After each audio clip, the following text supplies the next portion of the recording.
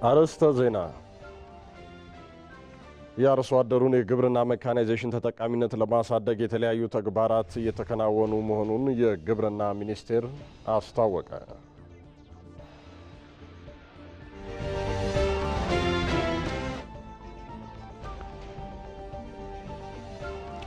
በአማራ ክልል የስታርታፕ ውድድርና ስልጠና ማጠቃለያ መርሃ ግብር በባህር ዳር ከተማ ተካሄደ።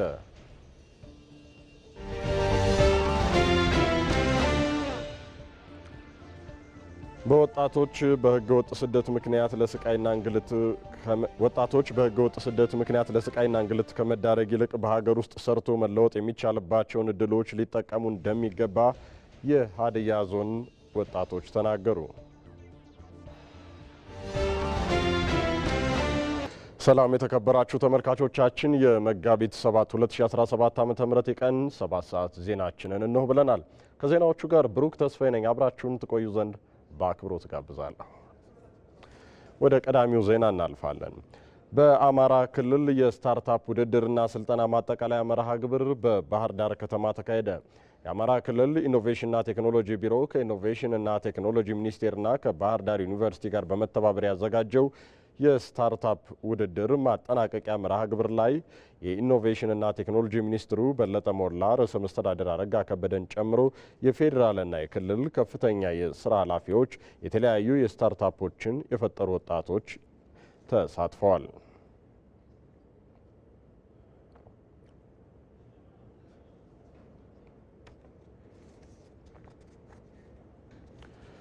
በዚሁ ጉዳይ ላይ ተጨማሪ መረጃዎችን ልትሰጠን ሪፖርተራችን ራሄል ፍሬው ከስፍራው በቀጥታ መስመራችን ላይ ነው የምትገኘው። ራሄል እንዴት ውለሻል? እስኪ ስታርታፕ ውድድሮች በተለይ አዳዲስ የቴክኖሎጂ ሰዎችን፣ ስራ ፈጣሪዎችን ከማበረታታት አንጻር ፋይዳው እንዴት ያለ ነው? አመሰግናለሁ። እንደምን ውለሃል ብሩክ። እንግዲህ ዛሬ በባህር ዳር የተካሄደው የመጀመሪያው የስታርታፕ ውድድርና የሽልማት ስነ ስርዓት በዚህ በባህር ዳር ከተማ ደማቅ በሆነ ሁኔታ ተካሂዷል። ይህ የመጀመሪያ የሆነ ውድድር በርካቶችን ወደ ቴክኖሎጂ እንዲሁም ደግሞ በቴክኖሎጂ ወደሚፈጠሩ የስራ ዘርፎችና አዳዲስ ሀሳቦች የሚወስድ እንደሆነ የታመነበት ነው። 200 ወጣቶች ለሁለት ወራት የተለያዩ ስልጠናዎችን በተለይ የስራ ፈጠራን እንዲሁም ደግሞ ሀሳብን እንዴት ወደ ተግባር ማውረድ ይቻላል፣ በቴክኖሎጂ እንዴት ማገዝ ይቻላል የሚሉና ወደ ስራ የሚያስገቡ መሰረታዊ ስልጠናዎችን የወሰዱ ወጣቶች ናቸው። እንግዲህ ዛሬ ውድድራቸውን አካሂደው ለሽልማት የበቁት እነዚህ ተወዳዳሪዎች በተለይ ከ1 እስከ 3 የወጡት ከ200 ሺህ እስከ ግማሽ ሚሊዮን የሆነ ገንዘብ ሽልማት ተበርክቶላቸዋል። በተለይ የባህር ዳር ዩኒቨርሲቲ ሜከር ስፔስ እነዚህን ወጣቶች ወደዚህ ቴክኖሎጂና የስራ ፈጠራ መሰረታዊ የሆኑ ክህሎቶችን በማስታጠቅ በኩል ከፍተኛ ሚና መጫወቱን የተነሳው ወጣቶቹ በተለይ የስራቸውን ስንመለከት አንድ ላም 2 ጥጃ መውለድ እንድትችል የሚያስችል ቴክኖሎጂ ከወተት ሀብት ልማት እንዲሁም ከስጋ ሀብት ልማት አንጻር ከፍተኛ የሆነ በእንስሳት ዘርፍ ምርታ ያስገኛል የተባለ ነው። በሌላ በኩል ደግሞ ለቀለም ፋብሪካዎች የሚውልና ከእጽዋት የተዘጋጀ ባይንደር ያመረቱ ወጣቶች ይህንን ምርት ያገኙ ወጣቶች ወደ ስራ የሚገቡባቸው እድሎች ተፈጥረዋል ማለት ነው። እንግዲህ ይህንን መርሃ ግብር በተለይ ደግሞ የኢኖቬሽንና ቴክኖሎጂ ሚኒስትር ዶክተር በለጠ ሞላ እንደ ሀገር ወጣቶች የወጣቶች ስታርታፖች ውጤታማ እንዲሆኑ በመንግስት ከፍተኛ ትኩረት እየተሰራ መሆኑ ከዲጂታል ኢትዮጵያ ጋርም ተስተሳስሮ በውጤት እየተመራ መሆኑን አንስተዋል። በርካታ ወጣቶች እንደ ሀገር ወደዚህ ዘርፎች እየገቡ በተለይ የማህበረሰቡን ችግር ፈቺ የሆኑና ሀገርን የሚያራምዱ የውጭ ምንዛሬ መተካት የሚችሉ የስራ ፈጠራዎች ወደዚህ እየገቡ እንደሆነ ገልጸዋል። ይህንንም ያበረታቱ እንደሆነ ነው እንግዲህ በዚህ መድረክ የገለጹት። ርዕሰ መስተዳድር አረጋ ከበደ እነዚህ ወጣቶች ለክልል ወጣቶች ብሎም ለሀገር አርአያነት ያላቸው መሆኑን አንስተዋል። የፈጠሯቸው የስራ መስኮች ደግሞ ችግር ፈችና ማህበረሰቡ የሚጠቀምባቸው ናቸው። ስለሆነም ትውልዱ ይህን አርአያነት ሊወስድ የሚችልበት መሰረተ ልማት በመዘርጋት መንግስት፣ የግል አጋር ድርጅቶች እንዲሁም ደግሞ ግለሰቦች በተለይ ሀሳቦች ወደ ተግባር እንዲወርዱ ርብርብ ሊያደርጉ ሊሳተፉ እንደሚ እንደሚገባ ነው ያነሱት። የክልሉ መንግስትም ከፍተኛ በጀት በመመደብ ስታርታፖችን የማበረታታት ወጣቶች የአእምሯቸውን የሀሳብ ውጤት ወደ እጆቻቸው አውርደው ማህበረሰቡን መጥቀም የሚያስችሉ ስራዎች ላይ እንዲሰማሩ የክልሉ መንግስት ከፍተኛ በጀት በመመደብ እንደሚሰራ በተለይ በቀጣይ በጀት ዓመት ለዚህ ትልቅ ትኩረት እንደሚሰጥ ገልጸዋል። በመድረኩ የሰለጠኑ ወጣቶች እውቅና ተሰጥቷቸዋል። እንዲሁም ደግሞ በውድድሩ አሸናፊ የሆነ ሀሳብ ይዘው የመጡ ስታርታፖች ደግሞ ሽልማቶች የተበረከተበት ነው ማለት ይቻላል። ብሩክ፣ ሌሎች በርከት ያሉ ሀሳቦችን በሌላ የዜና ሰዓቶች ይዤ እመለሳለሁ። አመሰግናለሁ። አመሰግናለሁ ራሄል ፍሬው ከባህር ዳር በቀጥታ ላደረሽን መረጃ ጥሩ ቀን ተመኘው። በወላይታ ዞን በደረሰ የመኪና አደጋ የ15 ሰዎች ህይወት አለፈ። በወላይታ ዞን ዳሞት ወይዴ ወረዳ በደይሳ ከተማ በደረሰ የመኪና አደጋ የ15 ሰዎች ህይወት ማለፉ ታውቋል። አደጋው ከአርባ ምንጭ ወደ ሻሸመኔ ከተማ ሰዎችን አሳፍሮ ሲጓዝ በነበረ የህዝብ ማመላለሻ አውቶቡስ ላይ ጉዳት መድረሱን የደቡብ ኢትዮጵያ ክልል ርዕሰ መስተዳድር ጥላሁን ከበደ በማህበራዊ ትስስር ገጻቸው ላይ አስፍረዋል። ርዕሰ መስተዳድሩ በዚህ አሰቃቂና እጅግ ልብ ሰባሪ አደጋ ከሟች ወገኖቻችን በተጨማሪ በ27 ሰዎች ላይ ከባድና ቀላል አደጋ ደርሶ ሕክምና እየተደረገላቸው ይገኛል ብለዋል። በአደጋው ህይወታቸውን ላጡ ዜጎች ወዳጅ ዘመዶችም ርዕሰ መስተዳድሩ መጽናናትን ተመኝተዋል። በአዲስ አበባ የከተማ ልማታዊ ሴፍትኔትና የስራ ፕሮጀክት ተጠቃሚዎች መርሃ ግብር በይፋ ተጀመረ። ፕሮግራሙ በአዲስ አበባ ከተማ 154923 ነዋሪዎችን ተጠቃሚ የሚያደርግ ነው ተብሏል። የአዲስ አበባ ከተማ ምክትል ከንቲባና ኢንዱስትሪ ልማት ቢሮ ኃላፊ ጃንጥራር አባይ ፕሮግራሙን በከተማ ደረጃ በየካ ክፍለ ከተማ ወረዳ 5 በይፋ ባስጀመሩበት ወቅት እንደገለጹት የከተማ ልማት ሴፍትኔት ፕሮግራሙ ለሶስተኛ ዙር በከተማው እንደሚካሄድ ተናግረዋል። ከዚህ በፊት በተካሄዱ 2 ዙር የልማት ሴፍትኔት ፕሮግራሞች ነዋሪዎችን ተጠቃሚ ያደረጉ ውጤታማ ተግባራት መከናወናቸውን ገልጸዋል። በተጀመረው ሶስተኛ ዙር የከተማ ልማታዊ ሴፍትኔትና የስራ ፕሮጀክት ላይ የሚሳተፉ ነዋሪዎች ውጤታማ እንዲሆኑ የተጠናከረ ድጋፍና ክትትል እንደሚደረግ አስታውቀዋል። በተጀመረው ሶስተኛ ዙር የከተማ ልማታዊ ሴፍትኔትና የስራ ፕሮጀክት ፕሮግራም ለተለያዩ ችግሮች ተጋላጭ የሆኑ የማህበረሰብ ክፍሎች ተጠቃሚ እንደሚሆኑም ተመላክቷል። ዘገባው የኢትዮጵያ ዜና አገልግሎት ነው። ኢቢሲን አደምሰ ገረ ቀብየቲን ሪፎርሚ ወንገረገራ ታይሳ ጅራም ኢቲቪን አፋን ኦሮሞስ ጉቱማ ብየቲቲ ኦዴፎኖ ወንገረገራ ቀብየ ሳቲን ከነስም ብራን ገውታ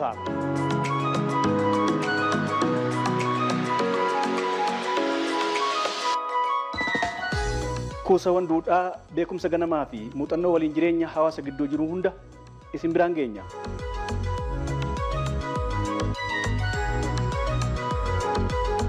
biyya hiyyummaan jifachuuf kutannoon hojjettee addunyaa alatti maqaa gaarii horatte. Itoophiyaan biyya sablamootaa fi uummattoota hedduu of keessatti qabattedha. Marree qabiyyeen chaanaalii keenyaas haala tokkummaa sabdaneessummaa uummattoota biyyattii kana xiyyeeffannoo keessa galcheenidha. Hunda caalaa biyya seenessa waloo cimaa ijaarratte.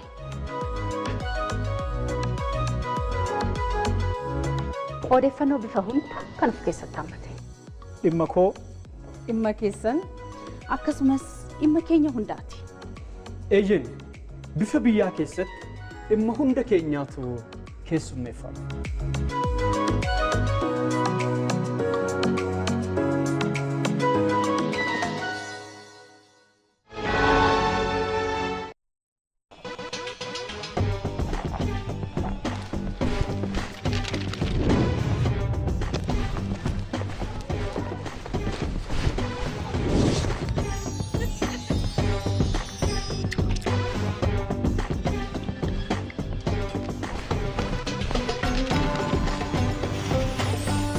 የባንካችንን የዘካ ተቀማጭ ሂሳብ በመጠቀም ሐሳቡን ያቅልሉ።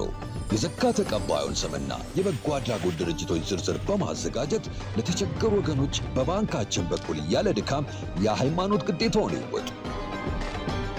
ረመዳን ሙባረክ። የኢትዮጵያ ንግድ ባንክ ሁሌም የሚተማመኑበት ባንክ።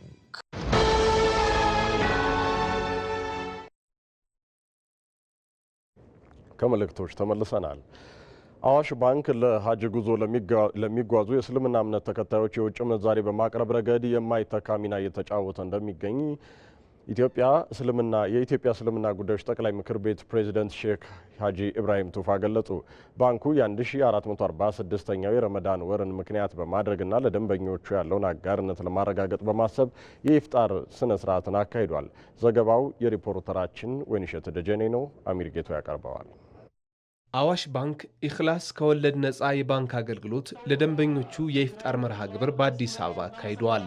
በኢፍጣር ስነ ስርዓቱ ላይ የኢትዮጵያ እስልምና ጉዳዮች ጠቅላይ ምክር ቤት ፕሬዝዳንት ሼክ ሀጂ ኢብራሂም ቱፋህና ጥሪ የተደረገላቸው እንግዶች፣ የተለያዩ ሀገራት አምባሳደሮችና የባንኩ ደንበኞች ተገኝተዋል። የኢትዮጵያ እስልምና ጉዳዮች ጠቅላይ ምክር ቤት ፕሬዝዳንት ሼክ ሀጂ ኢብራሂም ቱፋህ አዋሽ ባንክ ለሀጅ ጉዞ ለሚጓዙ የእምነቱ ተከታዮች የውጭ ምንዛሬ በማቅረብ ረገድ የማይተካ ሚና እየተጫወተ ይገኛል ብለዋል። በጭንቅ ጊዜ አቶ ፀሐይ አምና ተቸግሬ መግባ አጥቼ ዶላር አጥቼ ለሁጃጆች የሱ ቢሮ ሲሄድ እሱ ውጪ ነው ያለ፣ ሼህ ሀጂ እኮ ገብቶ እዚህ ነው ያለ ተብሎ ተደወለለት። በአካል መጡ? አዎ በአካል መጡ። በቃ ያለውን ሁሉ ስጡት ብሎ ትዕዛዝ ያስተላለፈ ሰው ነው አቶ ፀሐይ። አዋሽ ባንክ ለኢትዮጵያ እስልምና ጉዳዮች ጠቅላይ ምክር ቤት ትልቅ ባለውለታ እንደሆነ በዚህ አጋጣሚ ልነግራችሁ ወዳለሁኝ። ከወለድ ነፃ የባንክ አገልግሎቱ ከ7 ዓመት በላይ ያስቆጠረ ሲሆን መሰረታዊ መርህን በመከተል ንጹህና የሸሪዓ ህጉን በማክበር በታማኝነትና በቅንነት አገልግሎት እየሰጠ ይገኛል ሲሉ የአዋሽ ባንክ ዋና ስራ አስፈጻሚ አቶ ፀሐይ ሽፈራው ተናግረዋል። በኢፍጣር ስነ ስርዓቱ ላይ ለታላቁ አንዋር መስጂድ ውሃ ቁፋሮ የሚውል ለአወሊያ ትምህርት ቤት ማጠናከሪያ እንዲሁም ለታካሚዎች ለኩላሊት እጥበት የሚውል በአጠቃላይ ከ20 ሚሊዮን ብር በላይ ባንኩ ሰጥቷል። አወሊያ አላሁ አክበር። ለበጎ አድራጎት ስራዎችን በተጨማሪ ገንዘብ ሰጠናል። ከዛ ውስጥ አንዱ የዚህ የአወሊያን ትምህርት ቤት ለማጠናከር 5 ሚሊዮን፣ ከዛም አልፎ የዚህ አንዋር መስጊድ ዋናው መስጊድ ለውሃ ማስቆፈሪያ የሚሆን 7 ሚሊዮን፣ ከዛ ውጪ ደግሞ በዚህ በኢትዮ ጠቢባን ሆስፒታል በጣም ለተቸገሩ የኩላሊት በሽተኞች ለዚህ ለኩላሊት እጥበት ገንዘብ መክፈል ለማይችሉ 20 ሰዎች የ1 ዓመት ወጪያቸውን ከፍለናል። ታላቁ የጎዳና ላይ ኢፍጣር መርሃ ግብርና ሀገር አቀፍ የቁርአን ውድድር ፍጻሜ ዛሬ በመስቀል አደባባይ እንደሚካሄድ የኢትዮጵያ እስልምና ጉዳዮች ጠቅላይ ምክር ቤት አስታወቀ። የጠቅላይ ምክር ቤቱ ፕሬዝዳንት ጽህፈት ቤት ኃላፊ ኡስታዝ አቡበከር አህመድ ትናንት በሰጡት መግለጫ በሀገር አቀፍ ደረጃ የቁርአን ውድድር ማጣሪያ ቁርአን የእውቀትና የሰላም ምንጭ በሚል መሪ ሀሳብ ሲካሄድ መቆየቱን ጠቅሷል።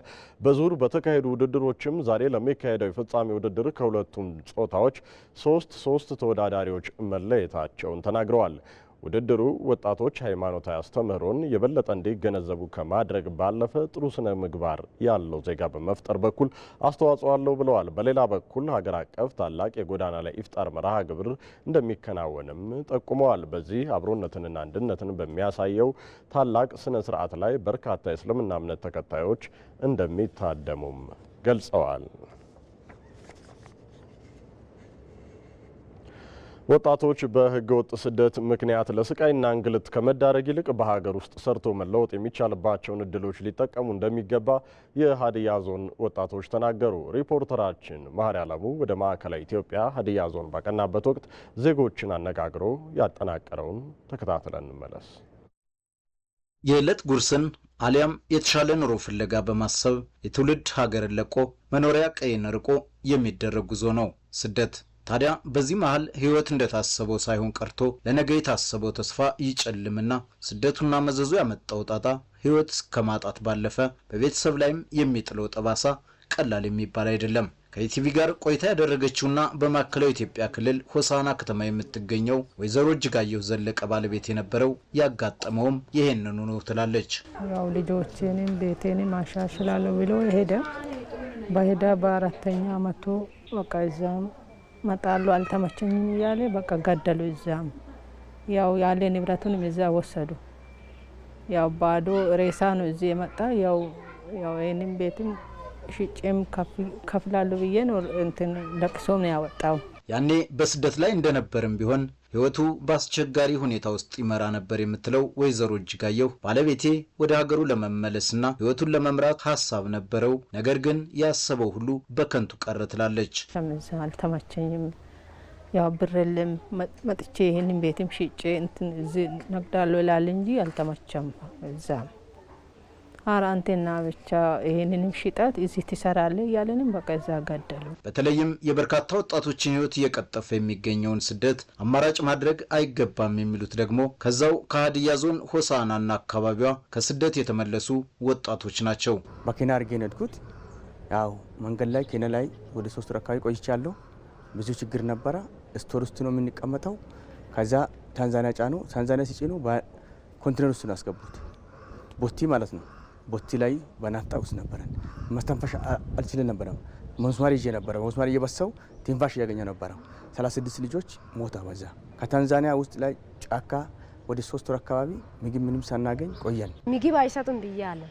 ምንም ምግብ ጭራሽ አይሰጡም። በኢራብ ምክንያት ሴቶች እዛ ይሞታል። ደግሞ 1-3 ቀን ካልበላው ኢራብ ምክንያት ይሞታል። ደግሞ ከዚህ በኋላ ሽንት ቤት ያስራል። አንድ ቃል ካወረሽ ከሷ ጋር አንድ ቃል ካወረሽ ከፎቅ ውጪ ብሎ ከአንቺ ጋር ፎቅ ውጪ ብሎ ተከታትለ ወጣ ከፎቅ ይወርውራለች። ዜጎች ከስደት ይልቅ እዚሁ በሀገር ቤት ስራ ሳይንቁ መስራትና መለወጥ ይቻላል ይላሉ። በአንድም ሆነ በሌላ መንገድ ስደትና መዘዙን ያዩት እዚህ ሀገር ሰርቶ ቢሰራ ማንም ትንሽም ቢሆን ቲማቲም ቁጭ ብሎ መንገድ ስፋልት ዳር ላይ ቢሰራ ይለወጣል። በእኔ አታምኑም ደቦ አክራስሉ እኔ አልሰማም ነው የምለው። እዚህ ሰርታችሁ በድህነትም እዚህ ኑሮ አትሄዱ ነው የምለው። ለእነሱም ቢሆን እዚህ ቢሰራ በጣም ይለወጣል። ትንሽ በትንሹም ገንዘብ ቢኖር እዛ ሰርቶ ይለወጣል ሰው። አሁን የሚገኘው በሀዲያ ዞን ዋና ከተማ በሆነችው በሆሳና ከተማ ነው። በዚች ከተማ ከተለያዩ ወረዳዎች የሚመጡ ስደተኞች እንደ መሸጋገሪያ ድልድይ የሚጠቀሙባት ከተማ ነች። ላብነትም በ2016 ብቻ በዞኑ የነበረውን የስደተኞች መጠን ስንመለከት ከ7000 በላይ የሚሆኑ ዜጎች ወደ ተለያዩ ሀገራት ለስደት ተዳርገዋል። ከዚህ ውስጥ 144 የሚሆኑ ዜጎች ህይወታቸው ሲያልፍ 137 የሚሆኑት ደግሞ ለተለያየ አካል ጉዳት ተዳርገዋል። ከዚህ ውስጥ ደግሞ 400 የሚሆኑ ዜጎች ደብዛቸው የጠፋ ሲሆን ከ4000 በላይ የሚሆኑ ዜጎች ደግሞ ከነበሩበት የስደት ህይወት ወደ ሀገራቸው ተመልሰዋል። የበርካታ ወጣቶችን ህይወት እየቀጠፈ ከሚገኘው ስደት ለመታደግ የተለያዩ ስራዎች እየተሰሩ ስለመሆኑም በፍትህ ሚኒስቴር የብሔራዊ ፍልሰት ትብብር ጥምረት ሴክሬታሪያት ኃላፊ የሆኑት አብርሃም አያሌው ይናገራሉ። የማዕከላዊ ኢትዮጵያ ክልል አካባቢ በርካታ መደበኛ ያልሆኑ ፍልሰተኞች ወደ ደቡብ አፍሪካ ይሄዳሉ። ስለዚህ አንደኛው የሚሰራው ስራ እየሰራን ያለነው ስራ ምንድነው? የድንበር ቁጥጥር ነው። መጀመሪያ ዜጎች በህገ ወጥ መንገድ ድንበር ተሻግረው እንዳይሄዱ የድንበር ቁጥጥሩን ማጠናከር ነው። ዜጎችን ለማዳን ደግሞ ከሀገራት ጋር ግንኙነት እየፈጠርን ነው። የመጀመሪያው ከኬንያ ጋር፣ ከማላዊ ጋር፣ ከታንዛኒያና ከደቡብ አፍሪካ ጋር በጋራ ወንጀል ምርመራ ቡድን ለማቋቋም ንግግር እየተደረገ ነው። ከዛ ባሻገር ደግሞ ከጅቡቲ ጋር የጋራ የወንጀል ምርመራ ቡድን ለማቋቋም ስምምነት ተፈራርመናል። በአቻሞ ዩኒቨርሲቲ የተለያዩ ምሁራንና ከፍተኛ የመንግስት የስራ ኃላፊዎች በተገኙበት ስደትን መከላከል ላይ ትኩረቱን ያደረገ ውይይት አካሂዷል። የአርሶ አደሩን የግብርና ሜካናይዜሽን ተጠቃሚነትን ለማሳደግ የተለያዩ ተግባራት እየተከናወኑ መሆኑን የግብርና ሚኒስቴር አስታወቀ። ይህንን ለማጠናከርም ከደቡብ ኮሪያ ጋር በትብብር የተቋቋመው የግብርና ሜካናይዜሽን ልህቀት ማዕከል ጉልህ አስተዋጽኦ እንደሚኖረውም ሚኒስቴሩ ጠቁሟል። ሪፖርተራችን ይድነቃቸው ሰማውን ያዘጋጀው እንደሚከተለው ይቀርባል። የግብርናውን ዘርፍ ለማዘመን የሜካናይዜሽን አገልግሎት ዋነኛ ግብዓት መሆኑ ይነሳል። በተለይም የአርሶ አደሩን የእርሻ ስራን ለማሳለጥ ከፍተኛ እገዛም ያደርጋል። በኮምባይነር መሰብሰብ እህል እንዳይባክን ያደርጋል፣ ስራን ያቀላጥፋል። ገበሬው ቶሎ አምርቶ ወደ ቤቱ እንዲሰበስብ ወደ ጎተራው ወደ መጋዘኑ እንዲያስገባ የሚረዳ ነው። ምርቱ በጣም ጥሩ ነው። ከሄክታር ከ50 እስከ 70 ነው የምንጠብቀው። እያጨርን ያለውም ያ ነው። በጣም ጥሩ ምርት ነው እያጨርን ያለ ነው። እናም አገልግሎቱን ለማጎልበት ያግዛል የተባለ የግብርና ሜካናይዜሽን የልህቀት ማዕከል ስራ ጀምሯል። በኢትዮጵያ የግብርና ሜካናይዜሽን ተደራሽነትን ለማስፋት በትኩረት እየተሰራ መሆኑን በተለያዩ አካባቢዎች የሚከናወኑ የእርሻ ስራዎች በሜካናይዜሽን እንዲታገዙ መደረጋቸው እንደ ማሳያ ተጠቅሷል። የሜካናይዜሽን እና የኢሪጌሽን እቃዎችን ከቀረጥ ነጻ አገር ውስጥ እንዲገቡ የማድረጉ ትልቅ የፖሊሲ ሽፍትና ትልቅ የፖሊሲ እርምጃ ነው ብዬ ነው የምወስደው። ከዛ በመነሳት ባለፉት 5 ዓመታት በትራክተር የሚታረሰው መሬት እስከ 5 ሚሊዮን ሄክታር ድረስ የደረሰበት ሁኔታ አለ። ይህ ኢትዮጵያ ከምታርሰው መሬት አሁንም በቂ አይደለም። የልህቀት ማዕከሉም የዘርፉን ተደራሽነት የላቀ ለማድረግ አስተዋጽኦ እንዳለውም ተገልጿል። ይሄ ማዕከል ምንድን ነው የሚያደርገው? ከውጭ ተገዝተው የሚመጡትንም አገር ውስጥ በሙያና ቴክኒክ የሚሰሩትንም ማሽነሪዎች ኳሊቲና ስታንዳርድ የጠበቁ መሆናቸውን ቴስት ያደርጋል፣ ቼክ ያደርጋል። ከዛ በኋላ እንዲሰራጩ ያደርጋል። ስለዚህ ኢትዮጵያ ከዚህ በኋላ የራሷ የሜካናይዜሽን ተስማምነትና ስታንዳርድ እንዲኖራት እናደርጋለን።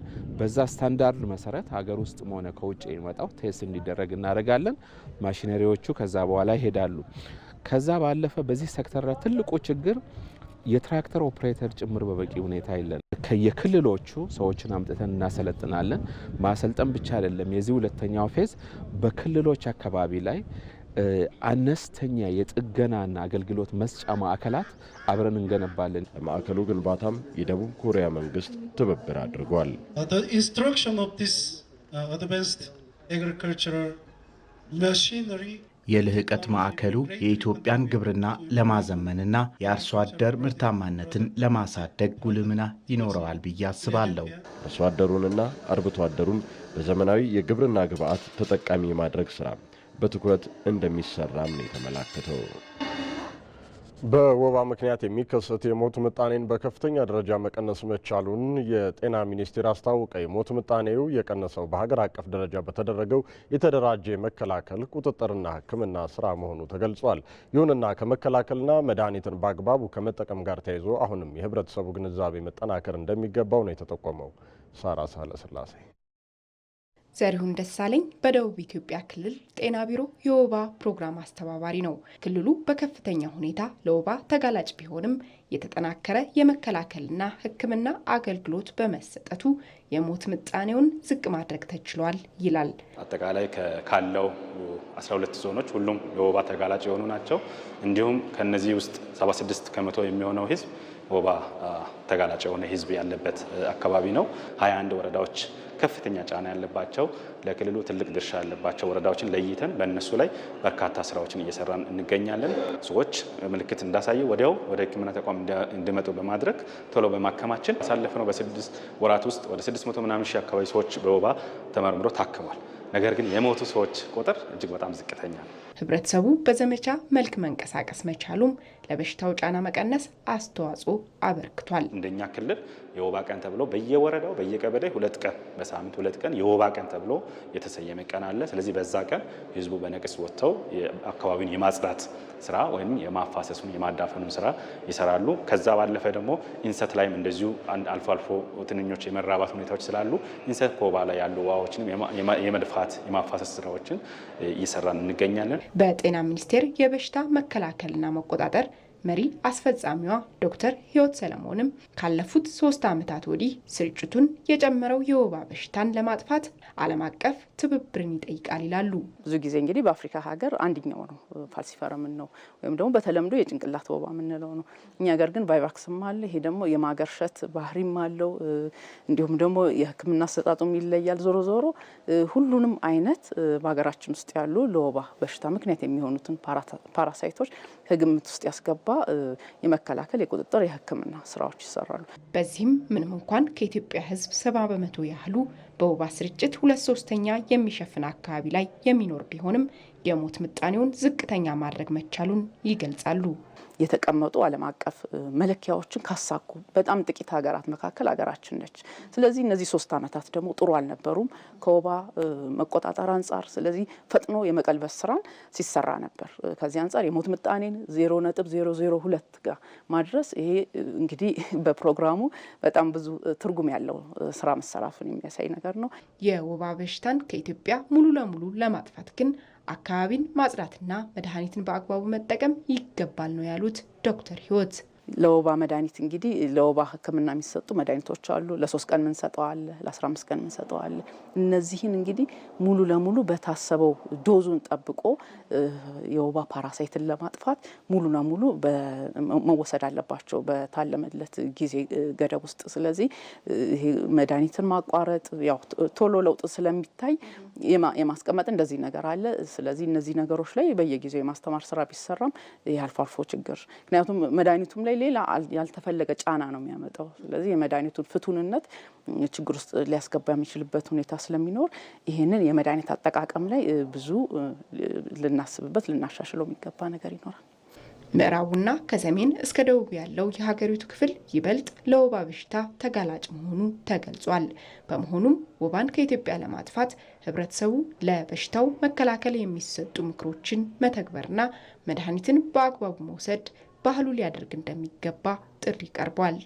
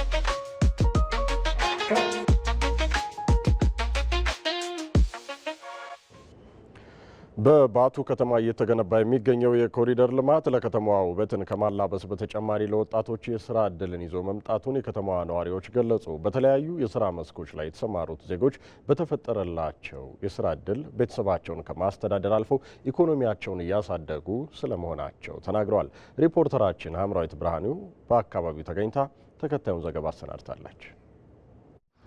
በሀገራችን የኮሪደር ልማት እየተከናወነባቸው ከሚገኙ ከተሞች አንዷ የባቱ ከተማ ናት።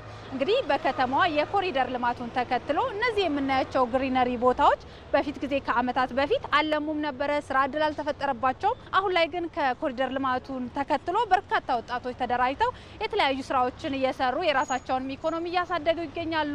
የእነሱ ስራ ምን ይመስላል? ምን አይነት የስራ ዕድል ተፈጥሮላቸዋል? ምንስ እየተጠቀሙ ነው የሚለውን በከተማዋ ዞር ዞር እያለን በእነዚህ መናፈሻ ደስ በሚሉ ቦታዎች እንቃኛለን። አብራችሁ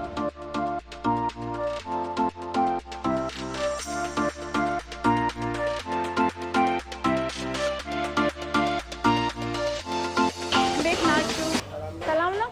ደህና ነህ? ምን ነገሮችን ትሰራላችሁ? እኛ የምንሰራው ነገሮች አሮስቶ እንሰራለን፣ ዶሮ በሩዝ እንሰራለን፣ እንቁላል ተቀቅለው ፋስት ፉዶች ሙሉ አሉ። አብዛኛው ግን በምንሰራው የዶሮ ተዋጽኦ ስለሆነ የዶሮ ግብዓት ነው ብዙ ነገር የምናቀርበው።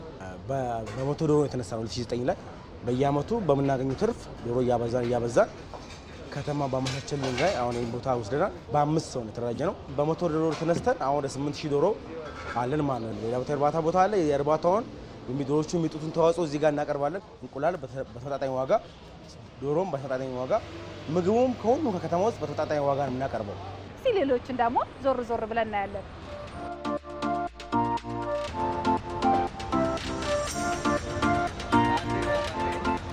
ተመልካቾቻችን በጣም ነው ደስ የሚለው አካባቢ። ለወጣቶች የስራ ዕድል መፍጠር ብቻ ሳይሆን የአካባቢውንም ውበት ያወጣ ነው። ቡና እንጠጣለን። እንዴት ነሽ? ሰላም ነው? ቡና ይኖራል? አመሰግናለሁ። ቆንጆ ቡና ነው። አይነት ነፋሻ ቦታ መስራትሽ በራሱ ጽድት ብለሽ መስራትሽ ምን ይሰማሻል? በጣም ጥሩ ነው። ደስ ይላል። በጣም ደስ ብሎኛል። በባቱ ከተማ የኮሪደር ልማቱን ተከትሎ የተሰራው ይህ መናፈሻ በወዲ መንገድ ነው፣ በወዲያም መንገድ ነው፣ መሀል ላይ ነው የተሰራው። ይህ ደግሞ ለበርካቶች ወጣቶችና ዜጎች የስራ እድልን የፈጠረ ነው። እጅግ በጣም ደስ የሚል ውበት አለው። የተለያዩ ዛፎች አሉ፣ እንደዚሁም ደግሞ የመዝናኛ ቦታዎች አሉ። ሰዎች ደስ ብሏቸው እየተዝናኑ ነው የሚገኙት። እንግዲህ አሁን ደግሞ አንድ የባህል ምግብ የምትሰራ ወጣት ጋር እንገናኛለን። ይህ ደግሞ ለበርካታ ዓመታት ያለ ስራ የቆየች አሁን ደግሞ የስራ እድል የተፈጠረላት ናት። በዚህ በግሪን ኤሪያ ውስጥ ያለውን ውበትም የስራ እድልም ያገኘችውንም የኢኮኖሚ አስተዋጽኦ ትነግረናለች። አብራችሁኑ ነው።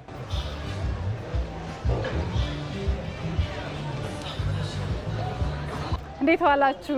እንዴት ነሽ? ሰላም ነው? እንዴት ነሽ? ስራ ጥሩ ነው? ምን ትሰራላችሁ? እኛ ጋር ፋስት ፉድ እና ባህላዊ ምግብ አለ።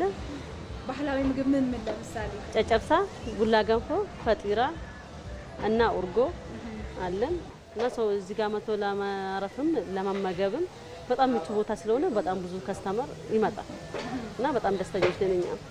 ለሌሎችም እንደኔ አይነት እድል ተሰጥቷቸው በጣም የሚቸገሩ ሴቶች አሉ ይበልጥ ማለት ነው። እነሱም የኔን አይነት እድል ቢያገኙ ደስ ይለኛል።